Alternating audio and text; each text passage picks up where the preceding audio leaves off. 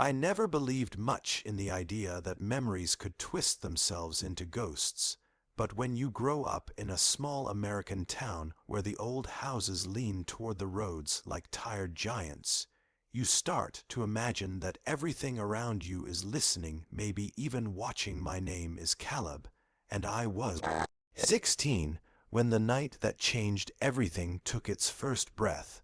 I had been living with my grandparents for almost a year because my parents were working overseas, and even though I loved my grandparents, their house had this strange mood to it, almost like it was waiting for someone who never came home. The attic especially gave me that feeling, dusty beams bending under the weight of time and wooden floorboards that whispered whenever you stepped on them. The attic was where my grandfather stored boxes of things he said were not needed anymore, but too important to throw away.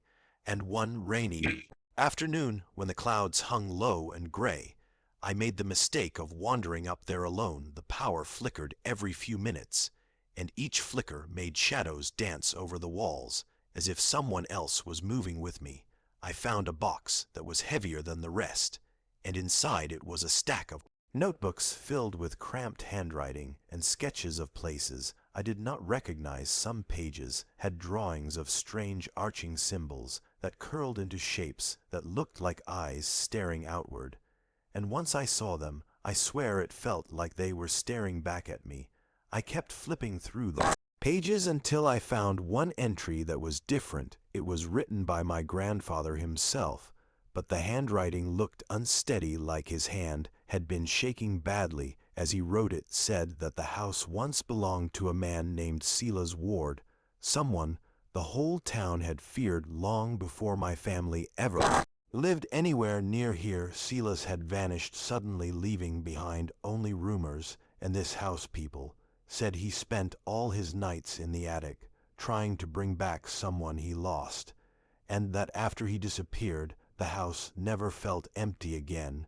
My grandfather wrote that sometimes he woke at night the sound of footsteps above, even when no one was up there, and that he had tried sealing the attic door with heavy nails, but the sound always came back. As I read that line, the attic behind me let out a soft thud, like something had shifted on the other side of the room.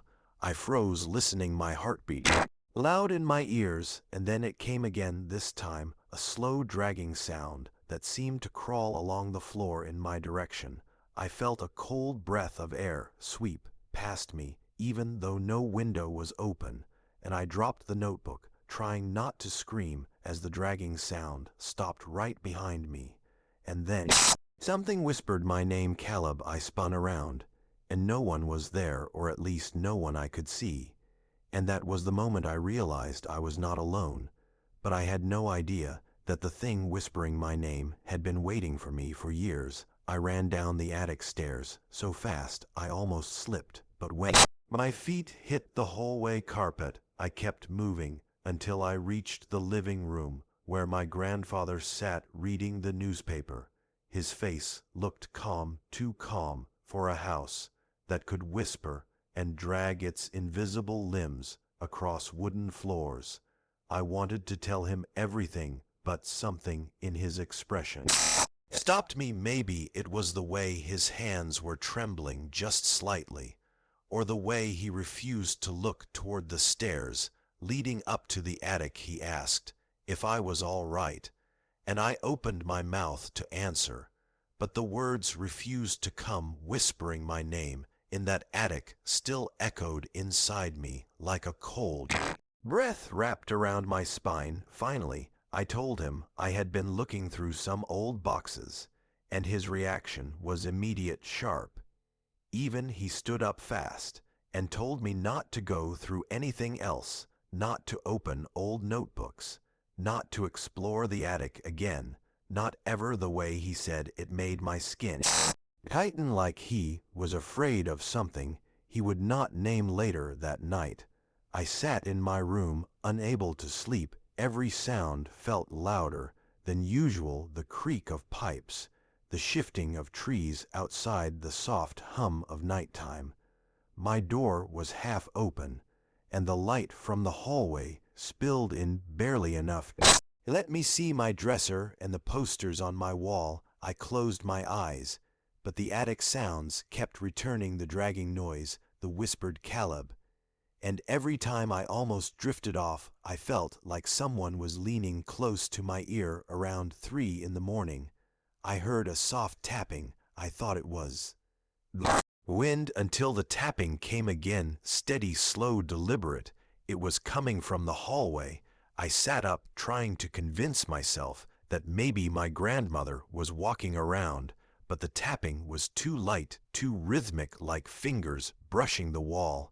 I got out of bed and stepped into the hallway, where every shadow seemed thicker than it should have been. The tapping stopped. Then something lightly tugged the hem of my shirt. I turned around, but no one was behind me, and the air felt colder than ice. My breath came out in quick, shaky bursts, and somewhere deeper in the house I heard a long, low sigh, like someone waking up from a long sleep.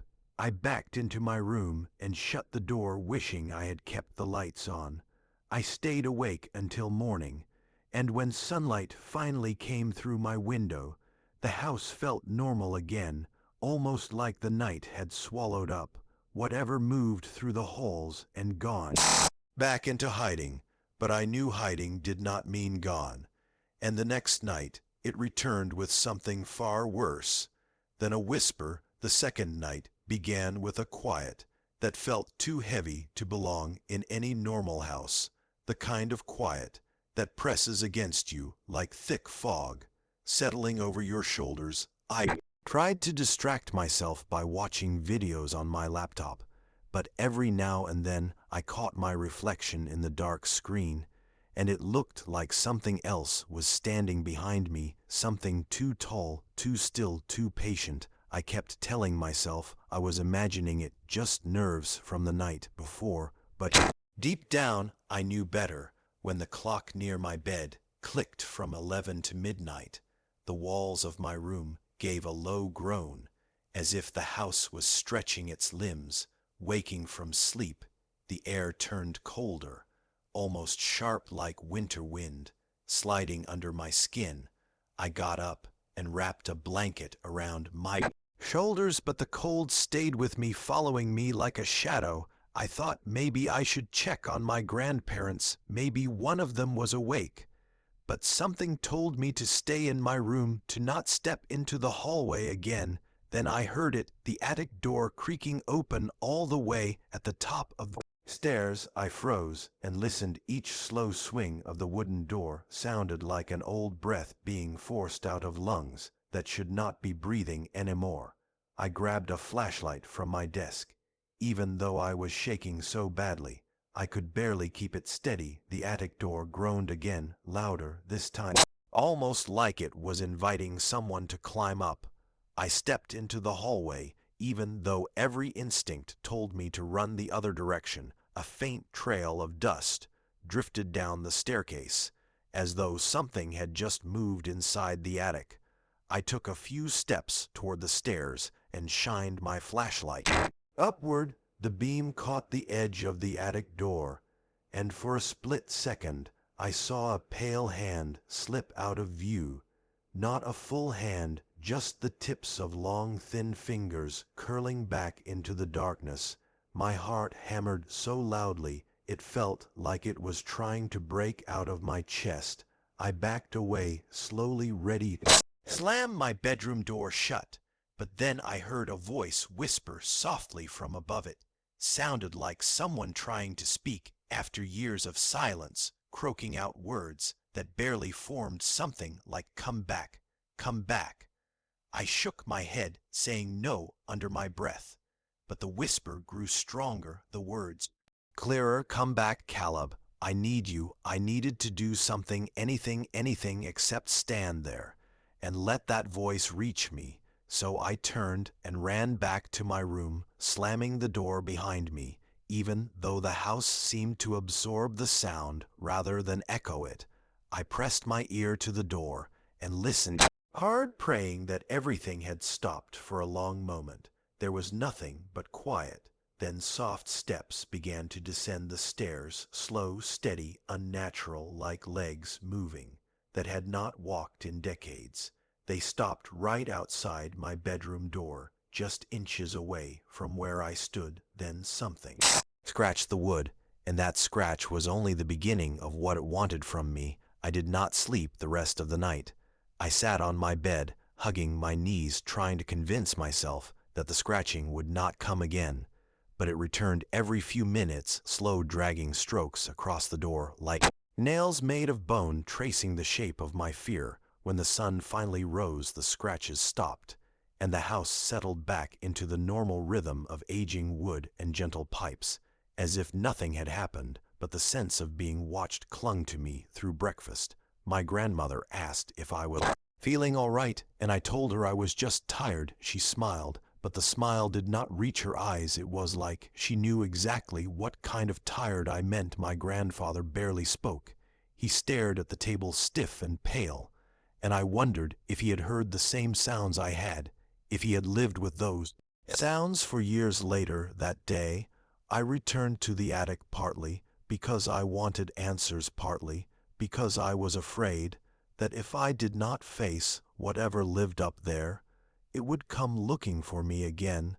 The stairs creaked beneath my feet, but this time the attic felt colder, even in daylight, and the dust in the air seemed to shimmer as if disturbed by something unseen.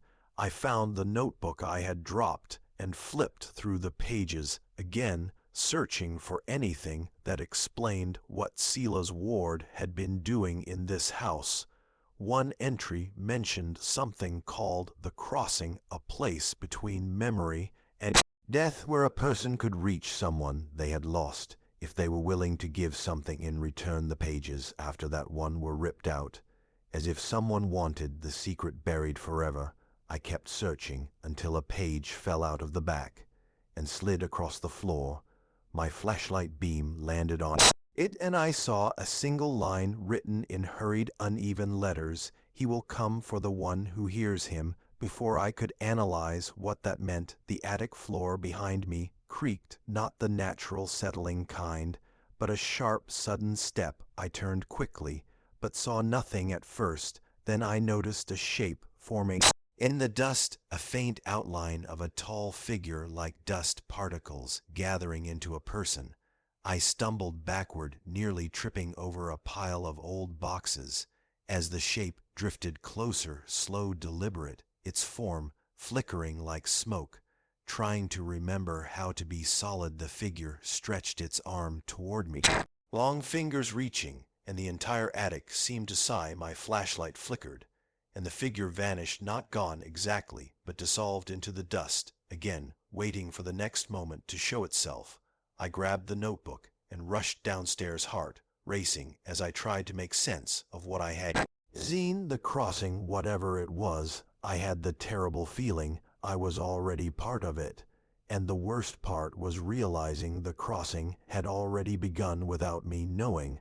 I spent the entire evening trying to convince myself that I could escape this thing, that I could simply refuse to listen, refuse to answer, refuse to acknowledge the shadow forming itself out of dust.